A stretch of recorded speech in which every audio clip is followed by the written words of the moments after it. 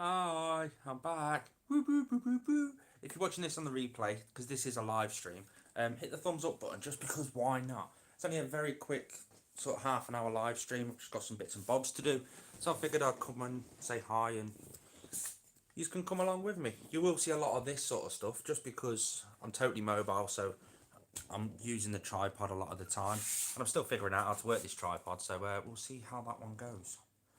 But got an awesome shed off Nessie last night. I'm gonna mist everything down. Got to do some work in with Nessie, clean out a poo and stuff like that, and yeah, be interesting to see how we go.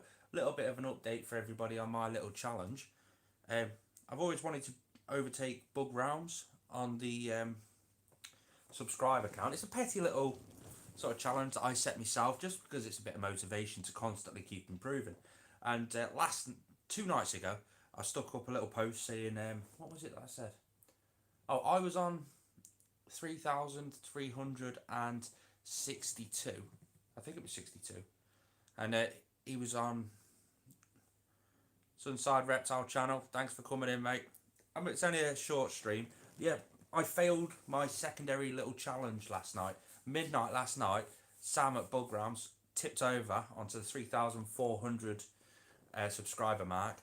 And 3 o'clock this morning, I tipped over to it. So he beat me by 3 hours. 2 years in the train, 2 years in the making, and he beat me by 3 hours. But I only need 8 more subscribers to actually overtake him. The problem with YouTube at the moment is it's only tells you sort of a rounded up or a rounded down figure. So at the minute we're both on 3.4k, 3.4 thousand subscribers. So hopefully I'll be on 3.41 later. If I do, that'll be my challenge. But then I'm sat there thinking, what challenge shall I do next? I've got to find another milestone to go to. I've already got me 5,000 subscribers by Christmas. There or thereabout. No, I said January the 1st, but I don't think I'm going to make that. So I'm going to have to look around and have a flick on Social Blade. But check it out, we got Snake Shed off Nessie, so hopefully she'll be a lot more happier towards me now. And I always love going through that's the tail, going through the snake shed. She's pooed in there as well, so I've got to sort of get that out. Ah, it wasn't, or was it a full shed? Ah, she ripped the bottom, the bottom jaw of a shed. But yeah, every time you get a snake shed, you've always got to check it over. I'll try and get these on camera. You can see if I can get it just. Well, she's got an eye cap there, an eye cap there, and I don't know if you're going to be able to see this, but we've got 2 nostril flares as well. So she had a perfect shed, which is absolutely amazing because there's a massive story behind her. I'll probably go through that story on another video, but I love seeing a normal raw python shed. Their tails just fell off. So I've picked that out this morning. I've got to go in there and clean out a poo and fill the water dish up and put a hide back in there because for her to shed perfectly, we have to get a hide out. Let's have a look at some of the comments. I've seen some people commenting, but I don't know what they've been saying. Uh,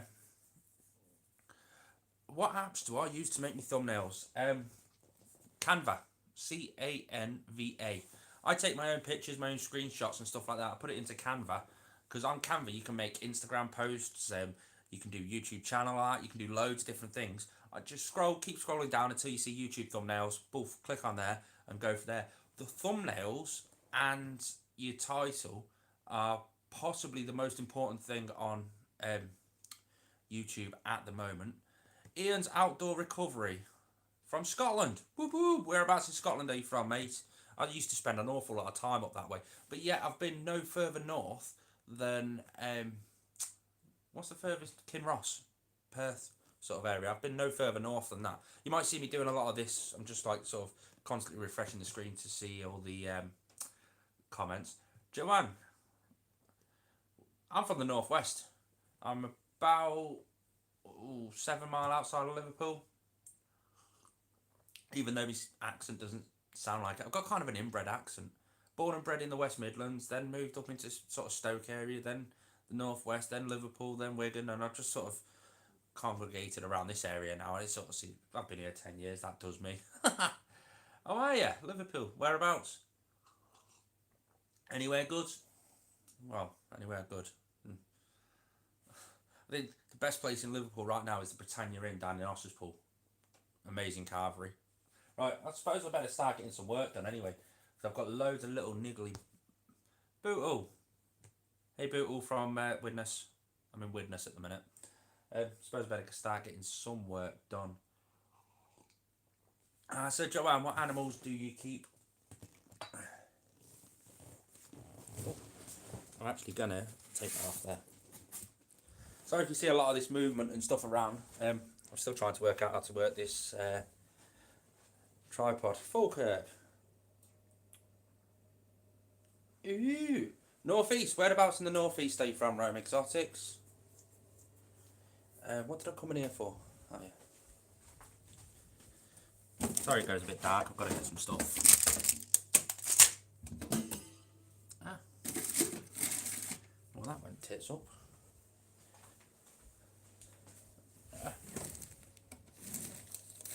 That'll do.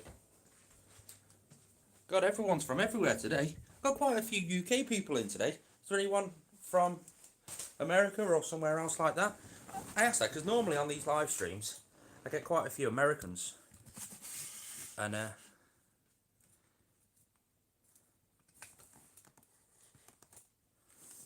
quacker parrots, what are they? And a hamster, the most random collection of pets you could possibly own. Leopard geckos are absolutely amazing though. I've got, how many leopard geckos have I got now? I've got my male breeder, my blazing blizzard, my normal, so that's, I've got the 3 adults and I think I've got 3 babies left. Oh, great. Yeah, I've got 3 babies left, I think, which are just getting up to weight. And then, oh, I've got to fix that lock as well. There you go, I'll show you what I've got to do. Because we have to really strip this enclosure back down to the bare minimum when she's shedding, just because she sheds perfectly when she's shedding. But there she is.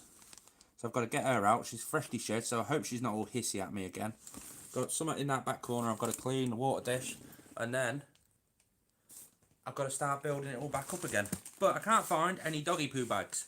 So, as does Bags for Life are coming in handy for a bit of poo clean up. Just because, why not? Are you in a good mood, girl? Yeah, she's in an okay mood. Got to be careful with her because the radiator's right behind me and I don't want her to go on the radiator, so I'll leave her there for a second. What? Hey! You're quite finished there, girl. Yeah, she's... What are you doing? What are you doing? Got to fix her lock as well. She's took her lock off last night, so she must have rubbed against it to shed. But first things first, get up. Get your poop out, girl. I'm going to get your poop out. Can you go over there for a second? There we go. Oh, dude, you stink. Oh.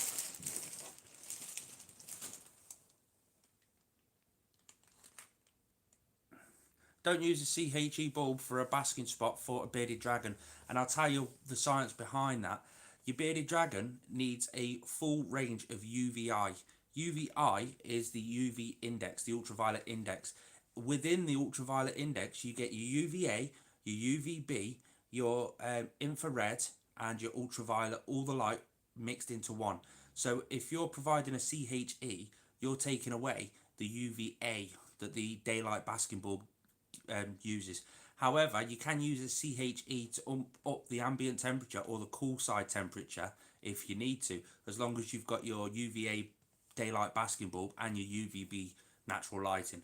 It's a big thing that's going around at the minute, trying to improve trying to up the light, the natural light that the animals get and stuff like that. It seems to be working. She's amazing, she is. Ha. Ian, 2 cats, ringlet parrots, 2 corn snakes, 1 bull python. Dude, you're from Scotland. It's a royal python.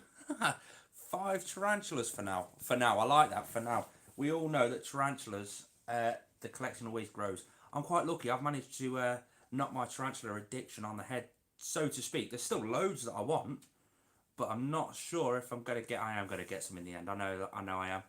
Hi Peter, how's it going, Peter Webster?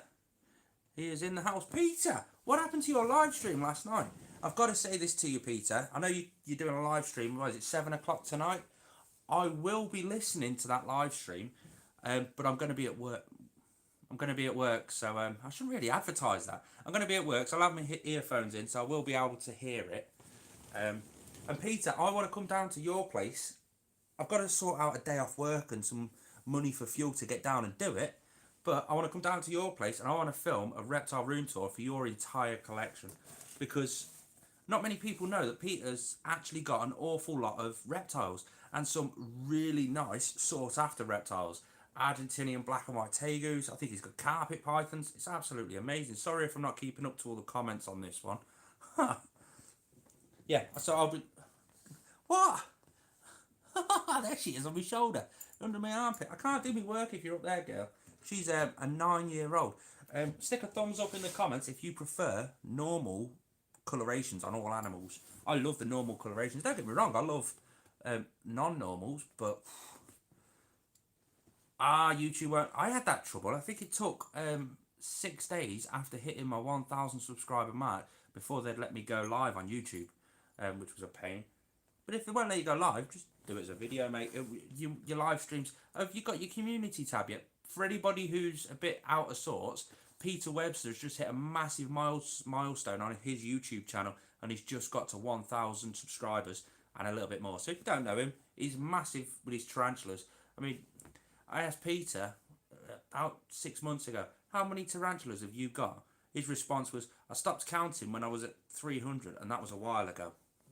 Look at this, she's proper constricted my arm. So, right. If you want to know how to install a vivarium lock, just look at me videos. I've got a video on there. So, will you be hey Gandalf, will you be having the live stream tonight, or is it a case of you're still sorting all that out, sort of thing? Right, so I've sorted that out. Where's that hide? If for anybody who has just joined, I'm just building up Nessie's enclosure again, because she had a great shed last night, and when she's shedding, she's a bit of a bad shedder, so we have to basically strip her tank out and leave just one thing in there for her to rub up against, and that's her big water bowl, and it seems to work for her perfectly well. So I'll get that hide back in there. You want to go back in, girl? You seem to be a bit antsy. I'll get you, see if I can get you a nice close-up shot. She's just seen herself in the screen. She doesn't like it. Look at that colour on her. Oh, look at that double alien face, I call that. She's absolutely amazing. She's just a normal, bog standard Royal Python. I don't know if I've said hi to you, Gandalf, but hi. Yeah, Peter Webster's got a channel. He's just hit a massive milestone now on YouTube. When you do hit that 1,000 subscriber milestone, if you've got 4,000 hours worth of watch time on your channel within the last 12 months, you can start monetizing and stuff like that, and you can start doing live streams, and you'll get your community tab and stuff like that. There she is, freshly shed, absolutely amazing female Royal Python. She's got a massive story behind her, and I'm saving that for another video because it's one I'm still getting my head around. Oh, right. She doesn't want to go back in. You're gonna go. That's not the way into your hide. Come on, I've just put your hide back in. It's daytime. You should be going in there. Oh.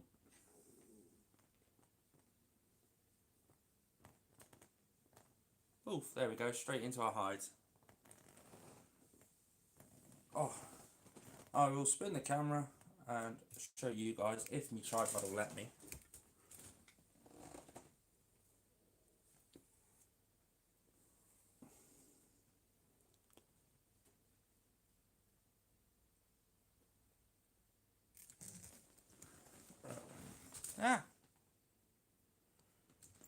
There's no need to be scared of spiders. I'm still scared of them. I find them extremely fascinating. That's why I love them.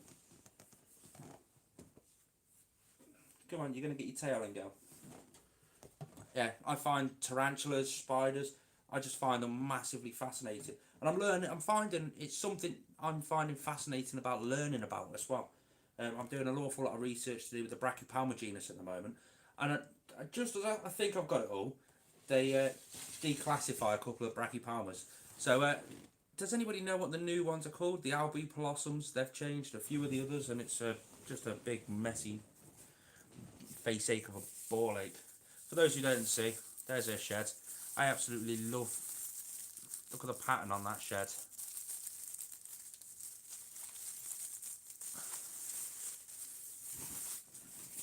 Oh,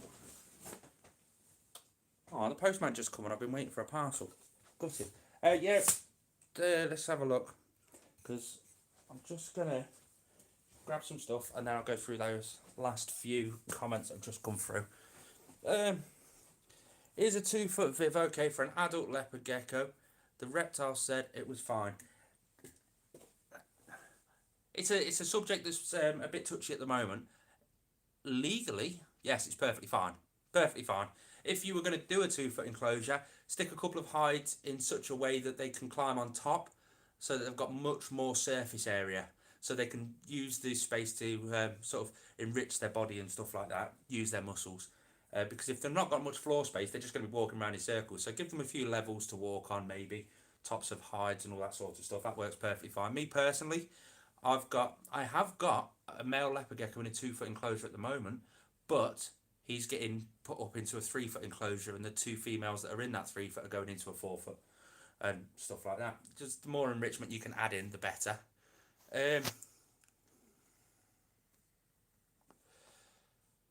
Yeah, 3 foot enclosure.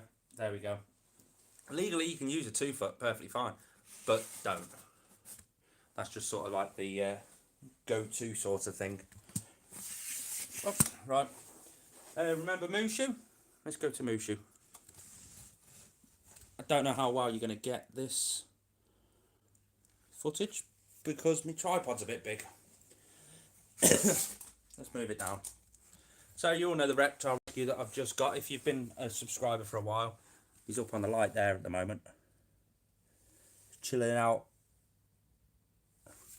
But we're going to drop some food in for him, and I'm going to spray him down. And I'm trying to figure out how to do it with this tripod. Let's see if I can do it like this. Don't know if I can, but nope, that ain't going to work. So I'll just have to do it like that. Actually, if I can turn it around.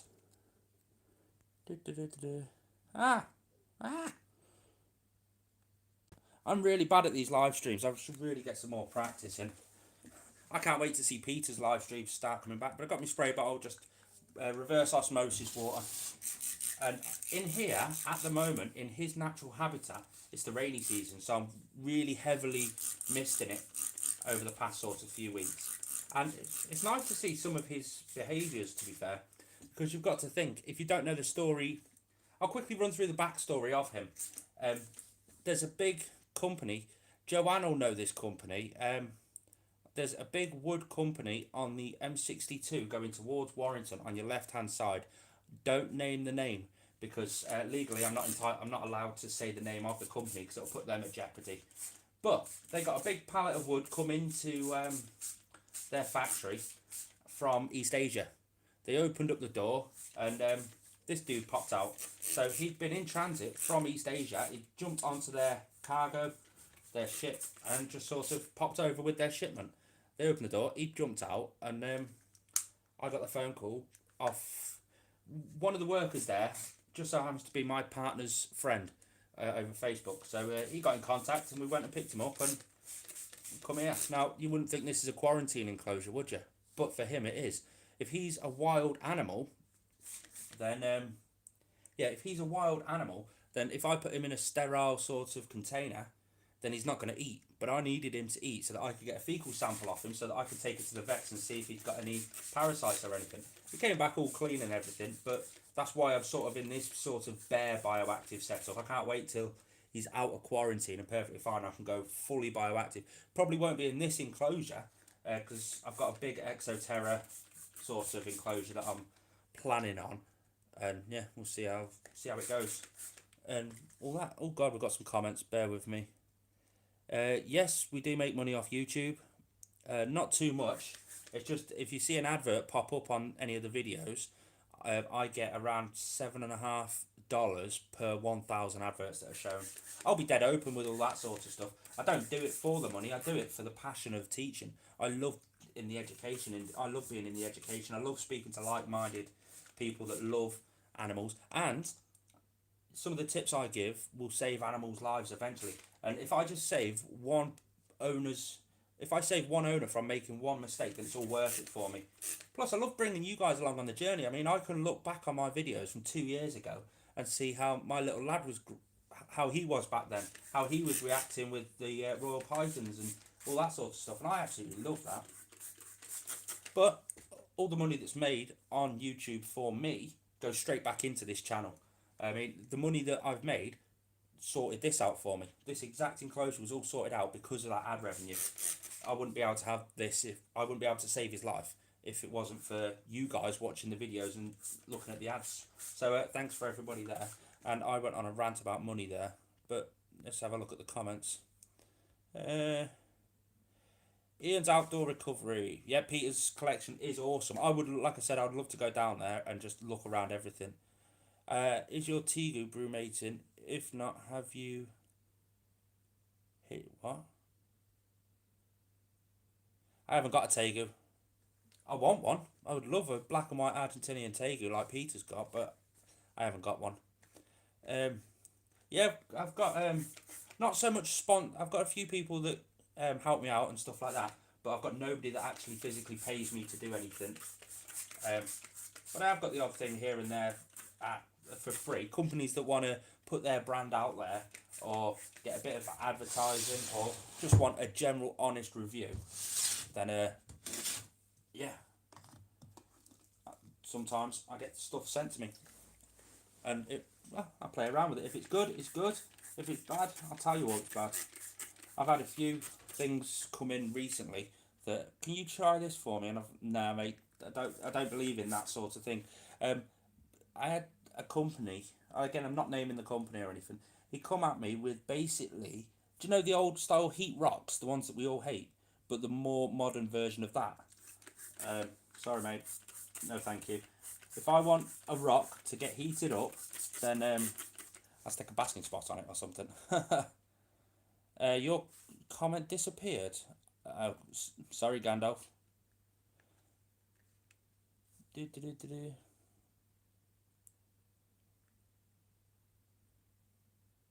Yeah, go for a dubia colony. They're definitely worth it because they're no work. If you can get used to the fact of having the bugs in your house, because they come alive at night, so it's like yeah, this like tapping noise. It's quite nice. It sounds like rain on a tent. You get that quite often at night if you've got a big enough colony, right? And I've just ordered some more from the people that I get some from because I want new blood into my comments. I want new blood into my colony and stuff like that. So, right, that's all the misting he's having at the moment. He's having a few waxworms today. So in this tub, I've got nutrient powder. It's gone Nutriball, and I just drop him in a couple of waxworms for today because he had a good old stretch yesterday, and he had a new meal yesterday. He tried butterworms for the first time, and he ate them. So give him a treat back onto these. I'll give him 5 for today. That'll last him. And cover them in the Nutriball, get them all down one side.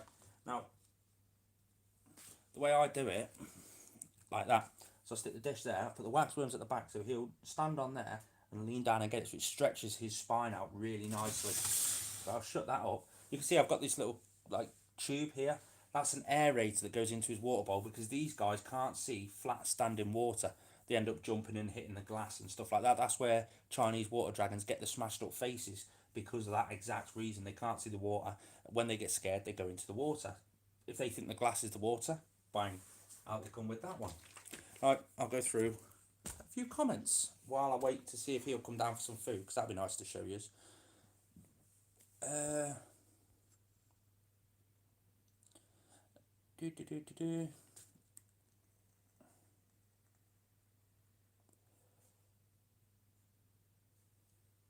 Oh, that's a nice one, Peter. What UVB would I recommend? Depends for what species you're putting the UVB in for. There's a lot of knowledge going around at the moment about UVB lighting. If you don't know what UVB lighting is, it's daytime lighting. It's let me get this. I'll show you. Whoosh. That bulb just there is UVB lighting, and it's supposed to mimic the actual light that the animals require in the wilds. Now the thing is, there's a lot going around at UVB lighting at the moment, and that's because a lot of people for many years have said certain snakes don't need UVB, certain lizards don't need UVB, and the scientific research behind it now is the fact that yes, you're correct, they don't need it, but they would benefit from it. So that's a lot of knowledge going out. But all this knowledge, and this is my little gripe at the moment, all this knowledge is to do with wild animals. The animals are in the wild. We don't have wild animals in captivity. We have morphed animals. Stuff like the Blazing Blizzard leopard geckos, the super pastel yellow belly royal pythons, they're all a morph. So would that skin miscoloration affect their absorbance from the UVB? Take for instance a leopard gecko, they've got black splodges all up and down them. I know for a fact all my tattoos, the black ones, they absorb a lot more heat from the sun because that always gets hotter than the rest of the skin. So is that the same case with morphs? Your normal leopard gecko is covered in black spots. Do those black spots, what's the word? Melanistic. There we go. The melanistic spots inside the actual leopard geckos are absorbent. Are they the ones that are absorbing all the light? All the rays, helping them do everything? But yet, what about an albino that doesn't have any black? A lot of people are looking into it regarding the eyes of the albinos, but nobody's really looking into it to do with their skin. So I'm playing around with that at the moment. However, I've got a big bioactive leopard gecko build coming up. I'm going to be doing that in a big series because then that way I can spread the cost over so long. That's going to cost me an absolute fortune. Just the substrate alone's 60 quid. Just because I don't trust my personal arid substrate for it. I just don't, it's too dusty. It doesn't sit well with me. I'm ranting about UVB, but I am quite passionate about UVB. If you're watching this and you're actually enjoying it, hit the thumbs up button. Just because why not, really? I love this enclosure. Absolutely love this enclosure. And this is one that'll help the actual argument out. I'll move it so you can see a bit better. Right, so this is Peter will know what this is, Acermani. What is the common name for an Acermani? Because I've heard white striped legs, I've absolutely loads. I've heard zebras and all this sort of stuff. God, I've missed so many comments, bear with me. Right.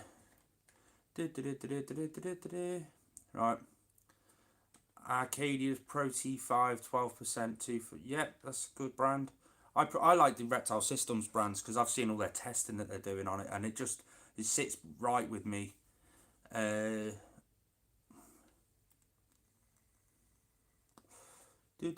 I'm just reading some comments. My reading is horrendous. You'll have to let me know how your Shade Dweller gets on with your leopard geckos. I'm looking into a cheaper alternative, shall we say.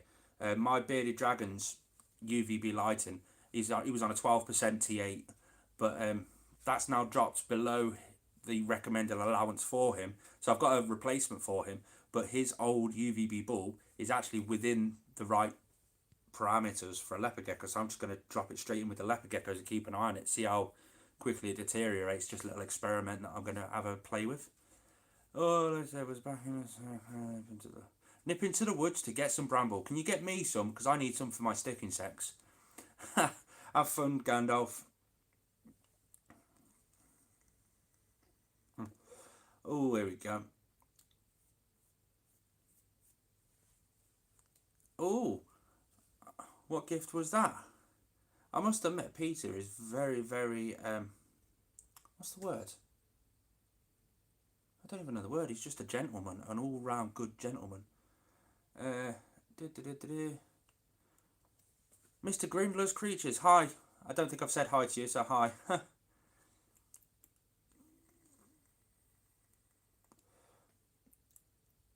Yeah, everyone's saying Arcadia's good. I personally prefer Reptile Systems. I really do. But it's only Reptile Systems and Arcadia that have got the all full spectrum lighting. This enclosure that you're looking at now has got a full spectrum lighting. It's just up there in the canopy. Sorry if I'm missing some comments here. I'm just quickly trying to get through them.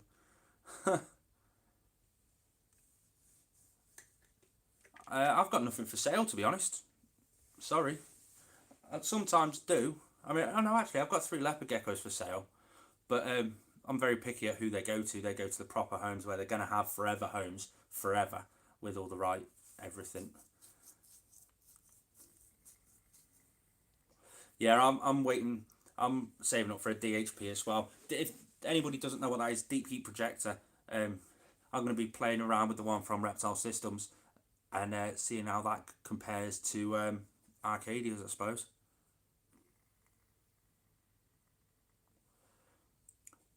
Oh, that's a shame, Gridlers. I don't know why that is. Is it because are you quite inactive on YouTube? Because I know sometimes YouTube can get down that sort of path where they just sort of get rid of a load of unactive accounts. Right, I'm gonna sort this out and spray this down because the plant needs a good spray, but it's coming back to life really well now. Look how bright it is in there. But I've got my water dish down in that bottom left corner. That's the one that Lewis gave me. He made it on a 3D printer, which was absolutely awesome. But check out this. I'll try and zoom in so you can see all the webbing that she's made in there. That's absolutely amazing. I love it. I don't know why she's doing it. I mean, I would assume she's a mature female. I know she's a female because I checked on her last molt. Actually, I'll give this water dish a bit of a clean out.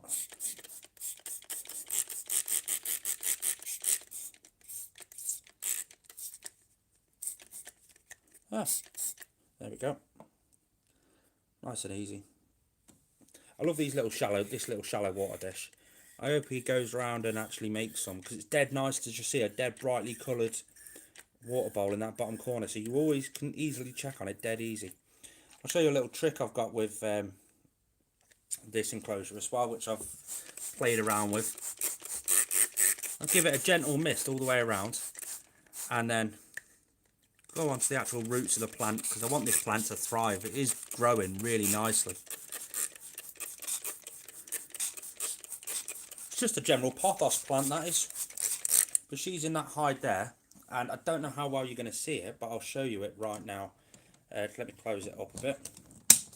And I'll take this off the tripod. Right, so that's a enclosure. As you can tell, this is where our hide is. You can see it just there. And if you look on the bottom, I've got a little hole where I can have a little sneak peek. Now, it's a bit hard for you guys to see. Let's see if I can get it, but she is in there. There you go, you can just about see her legs. There you go. She's absolutely stunning. I absolutely love her. She is amazing. Right. Oh. Ah. Right. Let's have a look.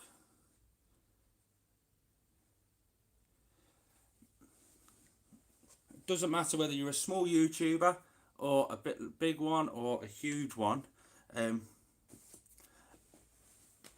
As long as your content's valuable, good, then you're gonna succeed. You just got to keep a positive attitude, really. Oh, there we go. Non-active. What do you mean by non-active roams? For bioactive, I'm looking into a couple by Bioactive Herps. They've got some really nice substrates, and they're the ones that I'm going for my leopard geckos. I've just got to save up the money because I need quite a bit because it's a big enclosure.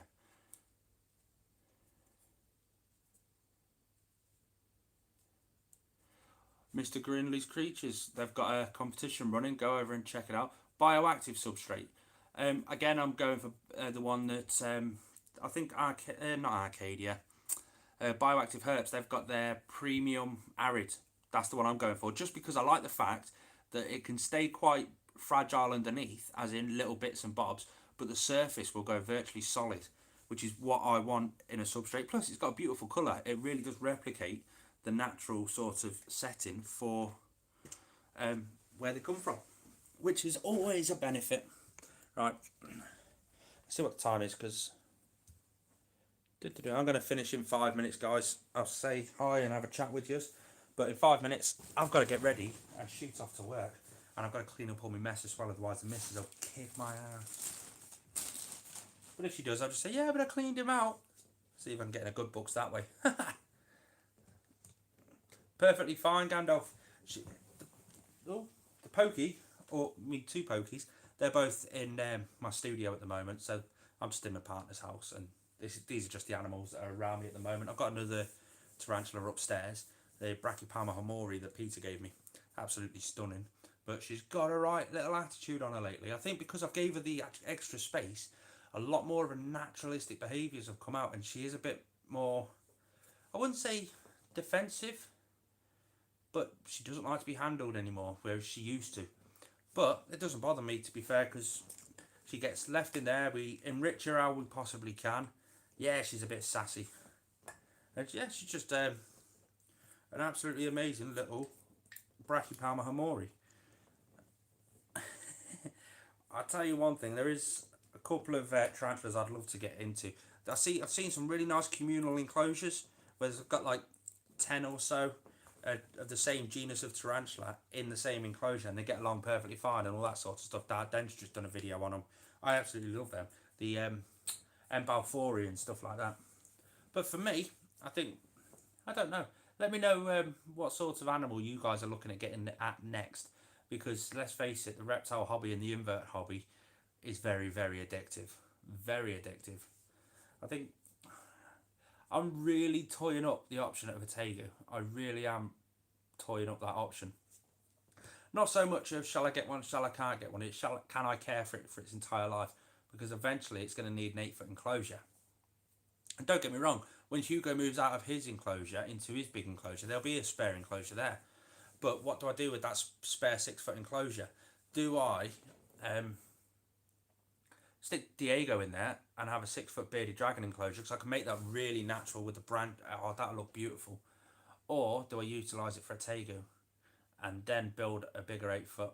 It's just one of them. I'm sort of swaying more towards the bearded dragon, to be fair, because it'd be absolutely amazing. Not just for me, not just for the animal, but for the hobby, just to see an absolutely perfect naturalistic setup for a bearded dragon. Oh god, here we go. What's happening? Joanne, have you ever been to Taylor Park in St Helens or Walton Hall and Gardens in Warrington? They've got wild terrapins. So if your daughter loves terrapins that much, take them up there and see them. The ones in Warrington, Walton Hall and Gardens, I think it is, they've got loads that you'll see all through the winter. You can chuck anything in and they'll come up and eat them, and it's actually really fast. I've done a couple of videos on them quite a while ago, actually. UK wild turtles, or I found UK wild turtles, or something along those lines. And then I've done another one, a follow-up a few weeks later. I found more UK, and yeah, have a look on there, because that's where I filmed them, and it was absolutely amazing. But it's St Helens.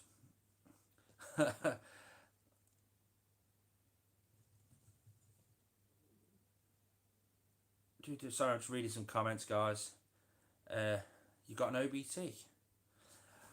Oh, the only experience I've got with OBTs is I saw Inverter Ben doing a live breeding of them, and it scared the crap out of me. So I ain't going for OBTs. They're pretty, but no. I don't really. I'm just in love with the Brachypalma genus at the moment. So any of those sort of Mexican species, I'm sort of getting into quite well.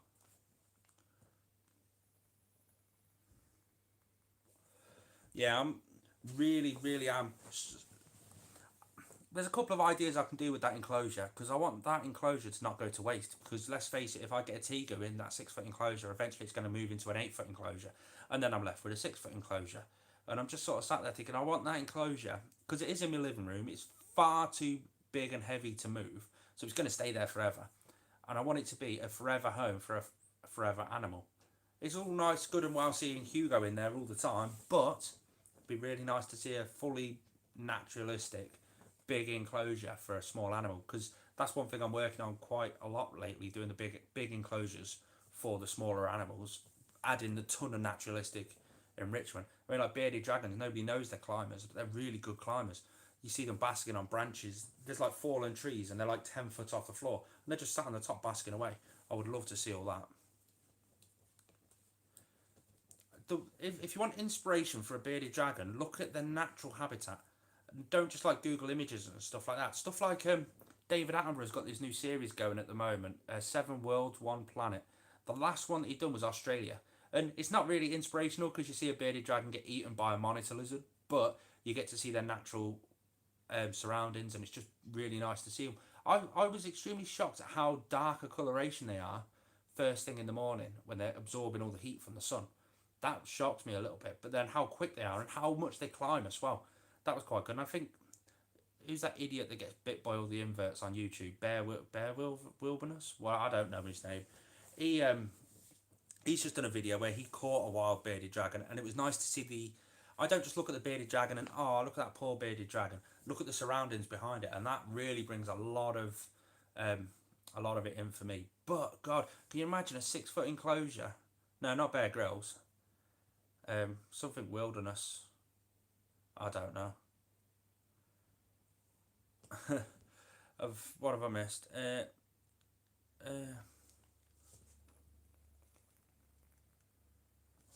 Oh, croc skinks are nice. I seriously, I'm gonna have to come down and see your collection. I'll gate crash Gandalf's live stream, and then I'll pick her up and we'll come down and gate crash yours. That's sad. That sounds like a plan. Oh God. Yeah, I love bearded dragons. The whole point for me having reptiles is to brave wilderness. There you go. That's who I'm on about. He's just done a video, I think it was him anyway, where he caught a wild bearded dragon and he was showing it off and everything. It was quite nice to see. Felt a bit sorry for the bearded dragon. He was just getting up for the morning, out going, oh, I'm going to have a stretch, I'm going to get some rays. And then he got caught by some weird man going, ah! But yeah. I'd love to do that. But imagine how much money the substrate, I'm going to have to spend literally 150 quid just on the substrate that I want for that 6 foot enclosure. That's going to be mental. But it'll be worth it in the end because it'll look absolutely amazing. Over the top coyote. Well said, mate. Right, on that note, guys, if you haven't already, hit the thumbs up button because I'm going to shoot now. I've got to get ready for work. I've got like 15 minutes to get into work. So I'll be making a phone call to say I'm going to be about 10 minutes late, mate. Thanks, everyone, for tuning in. And just thank you for everything, guys. You're all amazing.